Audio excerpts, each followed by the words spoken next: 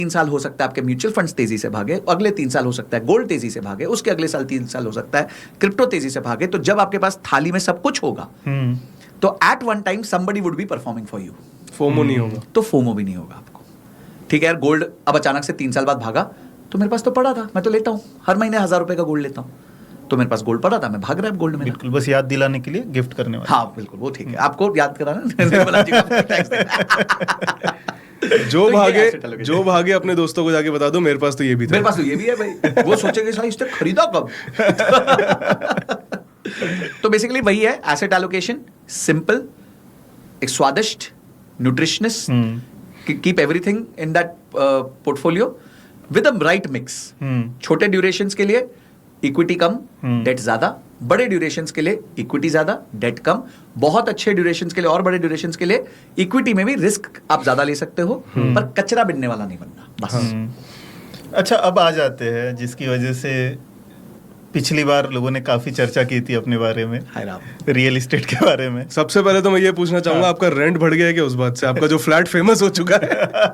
और अंकल जी को फायदा तो हो ही गया होगा, इतना फेमस फ्लैट है, लोग भी खरीदने आएंगे तो ज्यादा कीमत देंगे। मैं आपको एक किस्सा सुनाता हूँ। मैं बॉम्बे में था, तो किसी से मिलने गया था, तो एक टावर में थे वो, तो मैं 31st फ्लोर पे घर था, तो मैं लिफ्ट में घुसा उनके साथ। लिफ्ट में एक लेडी थी, तो उसने मेरे को आइडेंटिफाई किया and the first statement she said was, अरे आप तो वो ना जो 4.5 करोड़ के घर में 70,000 रुपए किराया देके रहते हो। तो मैंने बोला मैडम आपने जो भी पॉडकास्ट देखा है ना वो अगस्त से पहले का देखा होगा, क्योंकि अगस्त में मेरा रेंट 75,000 हो गया है। तो अभी वही घर का मैं 75,000 रुपए का रेंट दे रहा हूँ। तो यस, मेरा रेंट बढ़ा है, आपने सही बोला, बट वो 2 साल बाद बढ़ा है। तो मैंने अगस्त 2022 में रेंट पे लिया था 70,000 रुपीज में। अब अगस्त 2024 जब निकला तो 75,000 का वो रेंट कर दिया गया है अगले 2 साल के लिए। बट उसमें भी आपने नल पंखे ठीक कराई ली? हाँ, सब कुछ ठीक कराया मैंने, पूरे घर को रिपेंट करवा दिया। उनका 1 लाख रुपए का खर्चा करा दिया मैंने। ये हमें भी दिलवा दो ऐसा। अच्छा, उसके ऊपर बातें काफी हुई और काफी ऊपर के लेवल तक बातें हुई, काफी सारे लोगों ने उसके ऊपर बात की और उसमें कहा गया कि ये गलत दिशा में लोगों को लेकर जाने की कोशिश की जा रही है, लोगों को गलत तरीके से मोटिवेट किया जा रहा है कि अपना खुद का घर मत खरीदो, रेंट पे रहो। खुद का घर खरीदोगे तो खुद की ओनरशिप होगी, हालांकि अपन ने उसमें कहा था कि ओनरशिप तुम्हारी नहीं बैंक की होगी। उनका कहना था कि अरे तो तुम रेंट भी तो उतना ही दे रहे हो, तो EMI भर लो उतना, क्या प्रॉब्लम है।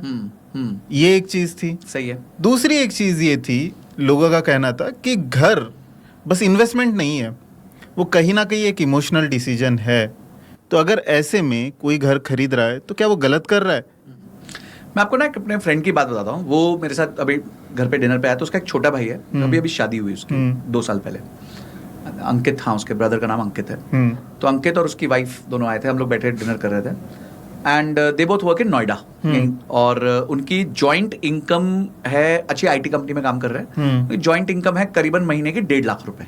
ओके, ठीक है, which is a good income. अब शादी हुई तो थोड़ा पेरेंट्स की तरफ से, दोनों तरफ से प्रेशर था and they bought a house. उन्होंने घर खरीदा नोएडा में। तो घर खरीदा, एक अच्छा घर ले लिया, 3 बेडरूम हॉल किचन। ठीक है, तो 3 बेडरूम हॉल किचन का जो घर लिया, उसका डाउन पेमेंट तो फादर इन लॉ इन लोगों ने मिलके दे दिया कि चलो बच्चों को गिफ्ट कर देते हैं टाइप्स। पर आज जो उनकी EMI है वो 1 लाख रुपए महीना है। अरे बाप रे। 1.5 लाख रुपए की उनकी इनकम है और 1 लाख रुपए महीने की उनकी EMI। अभी जब वो 12 लाख का फ्रीडम अनाउंस हुआ था रिसेंटली, तो सबसे पहले वही खुश होकर मेरे को फोन किए, बोले चलो अब थोड़ा सा हमारे पास स्पेस ज्यादा बचत हो जाएगी। अब आप सोचो सृजन भाई कि एक यंग कपल, पहले तो उनको 3 बेडरूम की जरूरत क्या थी? नहीं थी। ठीक है, दूसरा अपनी इनकम का आपने कितना % दे दिया? ऑलमोस्ट 70% आप EMI में दे रहे हो। तो आप जीवन कैसे जियोगे? आप उस घर में खुश कैसे रहोगे? तो आप घर लीजिए। मेरे बातों को थोड़ा आउट ऑफ इमरजेंसी फंड वो सब तो डाला ही नहीं अभी। मैं उससे पूछा उससे डिनर पे, मैंने बोला कि तुमने, क्यों अपना तो सिस्टम वैसे ही चलता है ना, बकेट। तो इमरजेंसी फंड नहीं है जी, बिल्कुल नहीं है। कौन है इमरजेंसी फंड? पापा है और हमारे ससुर जी हैं। ये लोग हमारे इमरजेंसी फंड्स हैं। वो भी कब तक हेल्प करें? नहीं, मैं कहता हूँ हेल्प कर सकते हैं। तुम्हारी सक्षमता कहाँ है? इंडिपेंडेंस कहाँ? तुम्हारी सक्षमता कहाँ है? तुम 2 इतने हाई पेइंग जॉब्स में हो, 1.5 लाख रुपए महीना एज अ कपल कमा रहे हो, तुम्हारी सक्षमता कहाँ है भाई? तो पहला मुद्दा ये हुआ कि उन्होंने 3 बेडरूम ले लिया, दूसरा 70% EMI दे रहे हैं। तो जो हमारी रील्स कटी कुछ कटी वो थोड़ा आउट ऑफ कॉन्टेक्स्ट गई, वायरल बहुत गई, नो डाउट 70 मिलियन चली गई, बट मैं थोड़ा उसको कॉन्टेक्चुअलाइज करना चाहता हूँ। पहली बात है, मैं घर खरीदने के अगेंस्ट बिल्कुल नहीं हूँ। ये आपका पर्सनल डिसीजन है, इमोशनल डिसीजन है। Some decisions in life are financial, some decisions in life are money decisions. Financial decision pure Excel sheet पे लिए जाते हैं, मनी डिसीजंस इमोशन के साथ लिए जाते हैं। पर इमोशंस के लिए भी औकात होनी चाहिए, इमोशन के लिए भी औकात होनी चाहिए। अब अगर आपने अभी शुरुआत में एक बात बोली थी कि एक बंदा जिम में है और वो क्षमता से ज्यादा उठा रहा है तो परेशानी में रहेगा। बिल्कुल। तो आप भी तो क्षमता से ज्यादा उठा रहे हो। द थंब रूल सेज, अभी मैं आपको इसका एक पर्सपेक्टिव देता हूँ। रिलायंस इंडस्ट्रीज का सालाना इंटरेस्ट 25,000 करोड़ है। गुड और बैड? गुड ही होगा, क्योंकि वो पैसा उठा के लगा रहे इंडस्ट्री में, उससे और गिरा था। तो हम इसको मेजर किसके अगेंस्ट करेंगे सृजन? हम इसको मेजर करेंगे अगेंस्ट देयर इनकम। उनकी इनकम है 1.25 लाख करोड़, जिसमें से वो 25,000 करोड़ ब्याज देते हैं। तो उनकी क्षमता है 100 किलो का डंबल उठाने की, वो 20 किलो का उठा रहे हैं, यानी वो 5 बार ब्याज दे सकते हैं। This is called comfort. ये आपने कंफर्ट के हिसाब से बिजनेस किया। अब लोग सुन 25,000 करोड़ बहुत ज्यादा है, बहुत ज्यादा, उन पे 3 लाख करोड़ का। अरे मैं कहता हूं तुम पे 3 लाख का उधार है ना, वो ज्यादा है, उस पे 3 लाख करोड़ का उधार बहुत कम है। बहुत कम है, क्योंकि उसमें क्षमता है। वो 100 किलो का डंबल उठा सकता है, अभी 20 का उठा रहा है। तुम्हें लग रहा है 20 बहुत है तुम्हारे लिए, पर उसके लिए तो 100, उसका तो 100 है भाई। बिल्कुल। तो आपकी क्षमता क्या है पहले वो देख लो। आपकी EMI cannot be more than 40% of your net take home income. अगर आपकी net take home income 1 lakh रुपए है तो 40,000 से ज्यादा की EMI आप मत रखो, नहीं तो हिल जाएगा, नहीं तो पेन में रहोगे, बहुत पेन में। 40,000 भी हम अपर साइड पकड़, हायर अपर साइड पकड़ रहा हूँ, वहां तक तो जाना भी नहीं चाहिए। वो मैं क्यों पकड़ रहा हूँ? क्योंकि मैं अज्यूम कर रहा हूँ हर साल आपकी 7% इनकम की ग्रोथ हो जाएगी, तो धीरे धीरे करके ये नंबर 30% हो जाएगा। अगले 3-4 साल में ये नंबर 30% हो जाएगा। तो वो कैलकुलेशन पकड़ के हम 40,000 पकड़ रहे हैं, 40% पकड़ रहा हूँ, उससे ज्यादा नहीं होना चाहिए। क्योंकि फिर आपको वो महंगा आईफोन भी लेना है, फिर आपको कोल्ड प्ले के कॉन्सर्ट पे भी जाना है, फिर आपको दिलजीत दोसांझ के कॉन्सर्ट पे जाना है, फिर आपको गुच्ची की बेल्ट भी लेनी है, फिर आपको महंगी गाड़ी भी लेनी है, स्नीकर्स भी लेने 20-20, 25-25 हजार रुपए के। वो कहाँ आएंगे भाई? तो अब आप 1 लाख रुपए, वो इतने स्ट्रेस में थे दोनों, इतने स्ट्रेस में थे, बोलते सर 50,000 रुपए बच रहा है, उसमें घर भी चलाना है, बिजली का बिल भी देना है। नोएडा में बिजली का बिल 8-8 हजार रुपए का उनका आ रहा है। अरे बाप रे, 8,000 रुपीज 2 लोगों फिक्स्ड कॉस्ट। घर भी तो बड़ा है, घर बड़ा है ना, उसकी फिक्स, उसकी मेंटेनेंस 4 रुपए स्क्वायर फीट की मेंटेनेंस है। 1800 स्क्वायर फीट का घर है, बताओ कितना हुआ जी? 7200 रुपए का तो ये हो गया। तो 7200 रुपए ये चला गया, 5-6 हजार की इलेक्ट्रिसिटी, 12-13 हजार रुपए तो ये साफ हो गए। कितने में से? 50,000 में से वो घर के लिए चलाएंगे। टोटल कॉस्ट ऑफ ओनरशिप अगर आप एक घर की देखो तो वो बहुत महंगी पड़ती है। हम बहुत सारी चीजें मिस करते हैं। अब जो मैं 75,000 देता हूँ उसमें मुझे मेंटेनेंस नहीं देनी पड़ती, हाँ, सिर्फ इलेक्ट्रिसिटी देनी पड़ती है जो मैं कंज्यूम करता हूँ। बिल्कुल, बिल्कुल। पानी का देना पड़ता है, पानी बहुत सस्ता होता है, और वो आपके हाथ में है कितनी यूज करनी, कितनी नहीं करनी। तो मेरी और पानी तो आपका फ्री कर दिया था। हाँ, पानी का हमारा फ्री था, अभी होपफुली गवर्नमेंट। तो पॉइंट ये है कि आपको अपना मैथ कर लो। अगर यही वो घर 2 बेडरूम का लेते, उनकी EMI होती 50,000, 60,000, तो वो कितने अच्छे से जीते। उनका मेंटेनेंस आता 4,000, बिजली का बिल आता 2-3 हजार, 7-8 हजार में वो काम हो जाता। एक उनके पास क्वेश्चन होता जहां वो इन्वेस्ट कर सकते थे ना। आज वो बेचारे इमरजेंसी फंड क्रिएट करने लायक बचे ना। वो आज सोच के जाते हैं भाई हमारे को घूमने जाना है। तुम यंग हो, एक लड़का 28 साल का, लड़की 26 साल की है, मन करता है यार कि चलो हम दुबई घूम के आते हैं, उत्तराखंड चले जाते हैं। अभी नहीं घूमोगे तो कब घूमोगे? तो मैं यही चीज आउट ऑफ कॉन्टेक्स्ट गई थी। मैं सिर्फ ये कह रहा था कि यार ऐसा मत करो कि आपकी क्षमता 20 किलो का डंबल उठाने की और आप 50 किलो का डंबल उठा रहे, आपकी सांस रुक जाए, बेसिकली आप मर जाओगे यार। और वही हो रहा है। अब जब तक वो 2.5 लाख की इनकम पे नहीं पहुंचते वो हमेशा स्ट्रेस में रहेंगे। बिल्कुल।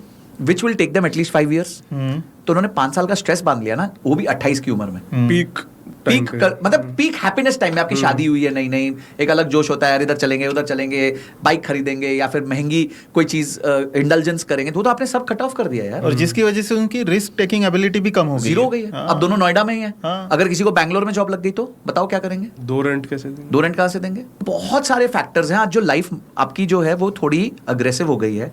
लाइफ की फिक्सेटेड नहीं है, आपको कहीं कहीं अपॉर्चुनिटी मिल सकती है, कभी कहीं मिल सकती है।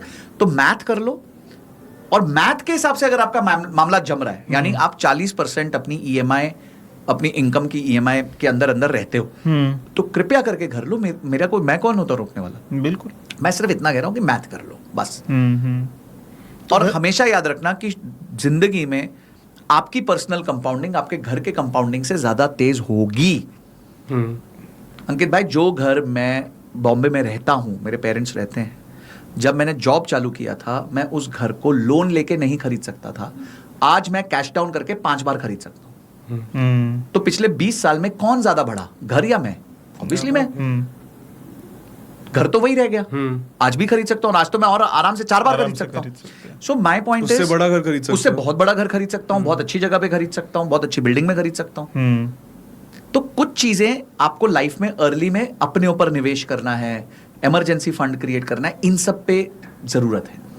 तो पहला पॉइंट तो मेरा बस घर को लेके आपसे एक ही निवेदन है कि let math show you the path. कि मैथ जो कहता है ना, उसी से अपना पाथ डिसाइड करो। अच्छा, ऐसा भी कुछ है कि घर खरीदने की कोई एज हो सकती है कि यहाँ तक ना खरीदो तो बेहतर होगा, खरीदना है तो खरीद लो भैया, बट 40 के बाद घर खरीदना ठीक है, उससे पहले खरीदना ठीक नहीं है? देखिए, पर्सनल चॉइस है सृजन कि किसको कब घर खरीदना है, एब्सोल्यूट पर्सनल चॉइस है। क्योंकि काफी सारे क्रिएटर्स कहते हैं कि अरे घर तो अभी नहीं खरीदना चाहिए, 40 के बाद खरीदना चाहिए। पर्सनल चॉइस है सृजन, बहुत पर्सनल चॉइस है।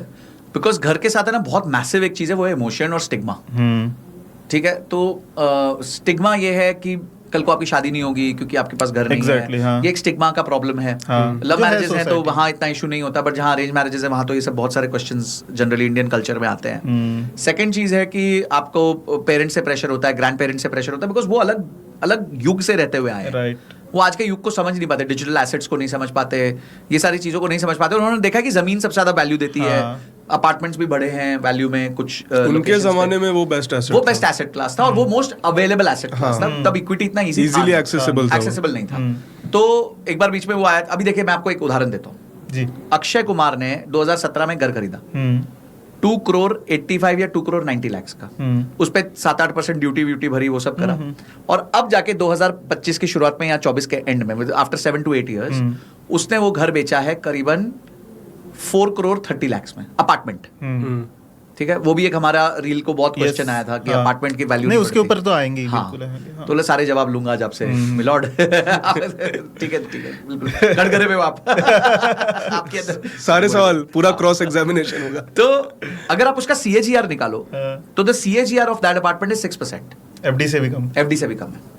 एफडी में भी डाल दिए होते तो एफडी में डाली होते ज्यादा अच्छा, टेंशन भी नहीं होती कि अच्छा अगर उस आदमी ने लोन लिया हो तो वो तो और भी कम हो जाएगा, क्योंकि लोन ही 9% पे है, बचा ही नहीं, लॉस में होगा, उसका इक्विटी वाइप आउट हो जाएगा।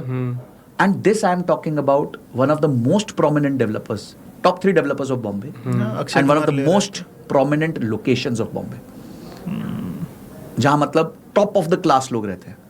और इसीलिए मैं कहता हूं कि अपार्टमेंट के प्राइसेस उस स्पीड से नहीं बढ़ते हैं जिस स्पीड से लैंड के प्राइसेस बढ़ते हैं, बिकॉज लैंड इज स्कार्स। एक बार वो जमीन चली गई तो चली गई, ठीक है, but apartments can be plenty. अगर एक लोकेशन ओपन हुई 5000 एकड़ की तो, और वहां पे अपार्टमेंट्स चालू हो गए, तो 10 साल बाद जाके जब, या 20 साल बाद जाके जब वो एरिया पूरा डेवलप होगा, तो पहले सेट ऑफ जो अपार्टमेंट्स बने थे वो झरझर हो जाएंगे तब तक। पर अगर आप उसी टाइम पे उस जगह पे फ्लैट की जगह लैंड खरीद लो और 10 साल होल्ड करो, तो लैंड की वैल्यू 10x 20x 30x कुछ भी हो सकती है फिर, क्योंकि डेवलपमेंट चालू हो। जैसे अभी जेवर एयरपोर्ट के आसपास हुआ, बहुत लोगों ने अच्छा पैसा बनाया। अयोध्या में हुआ जब राम मंदिर अनाउंस हुआ। These are opportunities. तो ट्राई करना चाहिए कि जब भी आपको घर खरीदना हो वो लैंड वाला खरीदे, ना कि अपार्टमेंट वाला। देखिए, कुछ सिटीज में तो पॉसिबल ही नहीं है, मतलब जैसे मुंबई की मैं बात ही नहीं कर रहा। अगर आपका टिकट साइज ही 1-2 करोड़ है तो आप वैसे भी इंडिया में गांव खेड़े में ही लैंड ले सकते हो। मुझे लगता है बहुत तो कहीं लैंड ले नहीं सकते, बहुत महंगी हो गई है। अगर आप सिटी में हो तो आपको तो अपार्टमेंट ही लेना पड़ेगा, आपके पास ऑप्शन ही नहीं है। इसलिए अपार्टमेंट को कभी इन्वेस्टमेंट मत देखो, अपार्टमेंट को ये देखो कि मैं उसको अफोर्ड कर सकता हूं। टायर 2 में तो अभी भी मिल जाता है, टायर 2 में अगर वहां पे फिर क्यों अपार्टमेंट्स काफी तेजी से बढ़ रहे हैं? देखिए, ट्रेंड वाली कल्चर बढ़ रहा है, ट्रेंड वाली बात, मॉड्यूलर कल्चर बढ़ रहा है, बिल्कुल बढ़ रहा है। बट उसमें मैं आपको बताता हूँ, जैसे मैं भोपाल में रहा हूँ। अब भोपाल एक स्पेसिफिक टियर 2 सिटी है, उसमें ना बड़े रिस्ट्रिक्टेड अपार्टमेंट कॉम्प्लेक्सेस आए, भरने में बहुत ताकत लगी उनको, सालों साल वो वेकेंट रहे। अब जाके धीरे धीरे पिकअप हुए, ठीक है, जब डेवलपमेंट उस तरफ मूव करी। तो आप कौन से टाइम पे उसको कैप्चर करते हो, कौन से टाइम पे रहते हो, कौन से टाइम पे नहीं रहते हो, वो बहुत डिपेंड करता है। फॉर एग्जाम्पल मैं आपको कमेलियास का एग्जांपल देता हूँ। हाँ। 2013-14 में कमेलियास में एक घर 18-20 करोड़ रुपए का होता था, आज 100 करोड़ का है। पर वो 100 करोड़ की जो लास्ट के लेग की जर्नी है ना, वो पिछले 3 साल में ही हुई है। ओके। 3 साल पहले तक यही घर आपको 30 करोड़ के आसपास ही मिल रहा था। ओह। क्यों? क्योंकि ना स्टार्टअप्स वालों को एग्जिट मिले थे तब तक, अब कुछ स्टार्टअप्स वालों को एग्जिट मिले, मार्केट्स ने बहुत जबरदस्त परफॉर्म किया। और रियल एस्टेट का साइकिल बड़ा सिंपल है, जब मार्केट परफॉर्म करती है उसके 1 साल बाद रियल एस्टेट परफॉर्म करता है। पैसा शिफ्ट होना चालू होता है, लोग सेफ एसेट्स की तरफ मूव करते हैं। हाँ यार, मैंने यहाँ 1 करोड़ डाला था, वो बाई चांस 10 करोड़ हो गया, चल एक 5 करोड़ का घर खरीद लेता हूँ, सेफ हो जाऊंगा। क्योंकि उतना क्योंकि जो आदमी 1 करोड़ के साथ रिस्क लेता है ना, वो 10 करोड़ के साथ उतना रिस्क कभी नहीं लेता। और एचएनआईज अपने प्रॉफिट बुक करते हैं, फिर उसको कहीं शिफ्ट करते हैं। एसेट एलोकेशन की भी उनका रोटेशन, एसेट एलोकेशन है। तो इस वजह से बहुत अपार्टमेंट्स के प्राइस बढ़े। फिर वो लोकेशन इरिप्लेसेबल है, it's golf course road in Gurgaon, it's an irreplaceable location, वो लोकेशन वापस नहीं आ सकती।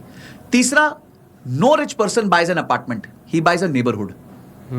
कोई भी अमीर आदमी अपार्टमेंट नहीं खरीदता, वो नेबरहुड खरीदता है। वो एक सर्कल में आना चाहता है। हाँ, क्योंकि वो पता है मैं जब सुबह यहाँ अपना डॉगी घुमा रहा हूँ तो एक और बड़ा आदमी डॉगी घुमा रहा होगा, हमारे डॉगीज एक दूसरे के साथ मिलेंगे, हमारा हैंडशेक होगा और मेरी एक डील हो जाएगी जो 100 करोड़ रुपए बना देगी। हाँ। तो दे डोंट थिंक लाइक कि यार मैं यहाँ का क्लब हाउस यूज करूंगा, यहाँ पे स्विमिंग पूल है, यहाँ पे जिम है, वो सब तो या इतने आम स्क्वायर चीज़ फीट है। का फ्लैट है, वो हाँ, सब नहीं वो सब सोचता ही नहीं है। अच्छा, उसको अपने घर में पार्टी थ्रो करनी है किसी इन्वेस्टर को, तो बोलेगा यार कमेलियास में आ जाओ, 40th floor club penthouse, उसको गूगल मैप की लोकेशन नहीं भेजनी पड़ेगी। हाँ, it's an address. So people don't buy up, rich people never buy apartments, status buy कर रहे हैं, वो एड्रेस बाय करते हैं ताकि उनकी डील्स हो सके आसपास, वो उस क्लब में आ जाए। जैसे आपको एक दिल्ली गोल्फ क्लब है, उसका मेंबर बनने के लिए आपको पहले तो 50 साल वेट करना पड़ेगा और उसके बाद 25-30 लाख रुपए लगेंगे। तो क्यों है 50 साल की वेटिंग? एक्सक्लूसिविटी, क्योंकि वो एक्सक्लूसिविटी है। तो these are exclusive apartments, exclusive locations, और इसलिए इनकी वैल्यू बढ़ती है। पर अगर आप इनका भी CAGR निकालो तो निफ्टी 50 से कम है। ओके। अगर आप इनका भी CAGR निकाल लो तो निफ्टी 50 से कम है उस ड्यूरेशन का। अगर आप, वही मैं बताऊं, 20 करोड़ का घर 12 साल बाद 100 करोड़ का हो गया तो 5x ही हुआ ना। आप निफ्टी 50 देखो कितना था 2012-13 में। और हम ये ऐसे पकड़ते हैं कि ये देखो 3 साल में 100 करोड़ का हो गया, अपन रिसेंट हिस्ट्री पकड़ते हैं, जिसकी वजह से हमें लगता है कि रियल एस्टेट में काफी ज्यादा ग्रोथ हो सकती है, वहां पर काफी ज्यादा पैसा बन सकता है। देखिए, आप बाय चांस उस अपॉर्चुनिटी साइकिल में आ गए, हाँ, तो आपका नसीब है, राइट। जैसे आप 2020 में आपने निवेश चालू किया तो आपको तो लगेगा दुनिया मजेदार है, ऐसे ही बहुत बाहर है यार, इतना ही तो होता है। अब देखो कुछ देर तो गुजारो, 2025-26 देखो, फिर देखो कितने लोग छोड़ के जाते हैं। सो पॉइंट इज, छोटे होराइजन्स पे मत देखो। एक बार मैंने एक एनालिसिस की थी, एक अपार्टमेंट कॉम्प्लेक्स है बॉम्बे में, बहुत प्रोमिनेंट है, वर्ली में, सी फेस पे, 1975 से उसका मतलब बना था। उसमें वो अलग है जिसमें इन्फोसिस वालों के भी समुद्र मंथन ऐसा कुछ, समुद्र समथिंग है, राइट, यू आर राइट। लोग बता देंगे कमेंट में। बहुत फेमस है, बहुत फेमस है, कमेंट्स में आप गेस कर लो। बहुत प्यारी बिल्डिंग है और AA+ लोग रहते हैं वहाँ पे, इन्फोसिस के फाउंडर्स और ये सब रहते हैं वहाँ पे। पटनी साहब हैं जो वंडर मार्बल के मालिक हैं, बहुत बड़े बड़े लोग। अच्छा, मुझे दिशा पटनी लगा। शायद उनको तो आजकल कुछ भी बोलने से पहले बहुत सोचना पड़ता है। आगे बढ़ते हैं। तो मैंने उसका ना CAGR निकाला फ्रॉम 1975 टू 2010। ठीक है, अब सोचो 1975 में बड़ा सस्ता था वो ना, अगर वो तो वैल्यू टर्म्स में ही बहुत सस्ता था, एंड द CAGR वाज 12%। ठीक है, तो अब 12% का CAGR, निफ्टी का कितना था उस जमाने में? तो FD देती थी। हाँ, उस टाइम में तो 14% तो FD देती थी। तो पॉइंट क्या है कि अगेन, बहुत छोटे होराइजन्स पे जब आप चीजों को चेक करोगे तो वो आपको भ्रमित कर सकती है। इसलिए आपको 20-25 साल का एक होराइजन जरूर चेक करना चाहिए कोई भी लोकेशन के लिए।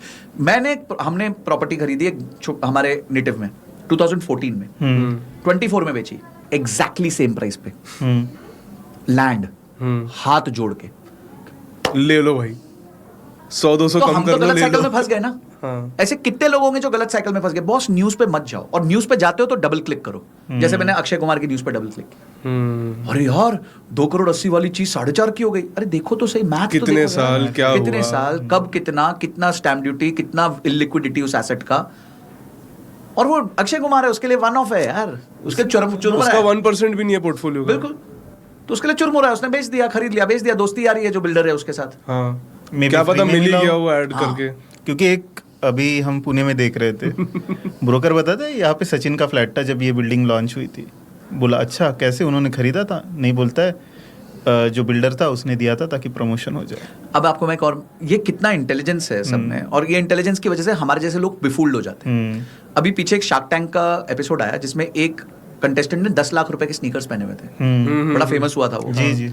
तो उसका ना किसी ने रील बनाई बाद में, मेरा दोस्त ही है जिसने उसको जाके मिला और उसके साथ एक रील बनाई। उसने बोला ये 10 लाख है ना हमारी मार्केटिंग कॉस्ट है।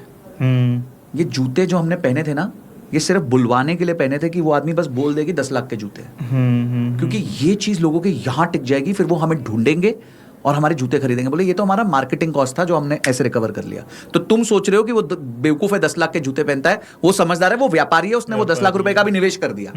और जितने व्यूज आए ना वो 10 करोड़ में भी नहीं वो आते 10 करोड़ में भी नहीं ला सकता था उतने व्यूज, वो 10 लाख के जूते की वजह से। जब अमन गुप्ता ने कहा कि यार इसको देखो, इसने 10 लाख के जूते पहने हुए। हर चीज एक डायरेक्ट इन्वेस्टमेंट नहीं होती है, बहुत सारी चीजें इनडायरेक्ट इन्वेस्टमेंट। अब जैसे हमने वो समुद्र वाली बिल्डिंग का एग्जांपल लिया, अब इन्फोसिस का जो मालिक है वो ये तो नहीं बोलेगा ना कि जहां मुझे ज्यादा रिटर्न मिलेगा मैं टियर 2 के जाके किसी कोने में रहूंगा। बिल्कुल, उसको रहना उसी सर्कल में पड़ेगा, उसका काम रोज वहीं पड़ रहा है। बिल्कुल सही है। तो वो इन्वेस्टमेंट के लिए नहीं कर रहा है, उसकी जरूरत है वो। बिल्कुल। देखिए, व्यापारी लोग जब घर बनाते हैं ना, तो वो घर भी एक ऑफिस होता है। हाँ, क्योंकि वहां लोगों को इनवाइट करते हैं, मिलते हैं। अब जैसे मैं एक व्यापारी को जानता हूँ नागपुर में, they are very big, and उनका घर अगर आप देखो ना तो वो घर 18,000 स्क्वायर फीट का, और वो मेरे को लगता है घर के अंदर मंदिर नहीं है, मंदिर के अंदर घर है।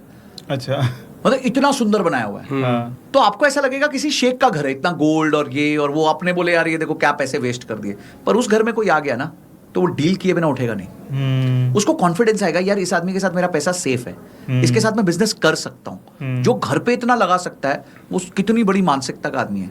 तो दीज आर मार्केटिंग, कितना सक्सेसफुल आदमी है। और आप जब किसी के घर जाओ, उसके घर इतनी विशाल प्रतिमाएं हो भगवान की, और वो बोले उनके यहाँ 10 तो पंडित पेरोल पे, तो उन्होंने बोला ठीक है आइए अभिषेक कीजिए, डाली, तो एक आपका ना कनेक्ट बन जाता है।